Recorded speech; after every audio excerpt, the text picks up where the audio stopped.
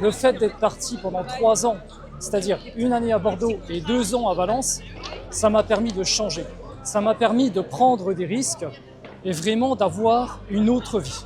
Quelque chose que je voulais depuis déjà un certain temps, c'est-à-dire une certaine indépendance, une envie de voir d'autres décors, d'autres paysages, d'autres personnes. Alors, j'ai tapé d'un poing sur la table parce que je sais que la seule manière de m'en sortir, c'est de faire ce que je fais là. C'est de m'exposer régulièrement. C'est de rencontrer des gens le plus possible. C'est d'oser d'aller de l'avant et c'est surtout d'y croire encore et encore, malgré les critiques, malgré les moqueries. Il faut y aller. Ce que je suis en train de faire là, en pleine rue, il y a plein de gens qui passent à côté de moi et ça ne m'affecte plus du tout. Donc il y a eu un gros travail de fait là-dessus.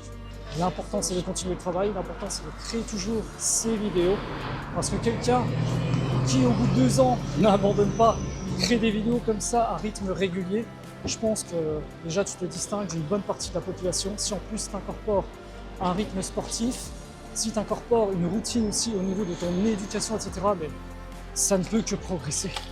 C'est vrai que c'est hyper long, ça peut être rageant, ça peut être frustrant parce que tu vois les autres qui progressent plus vite que toi. Mais il y en a d'autres qui ne progressent pas du tout et ceux-là on ne les voit pas, ils sont dans l'ombre, ils sont cachés, bien cachés.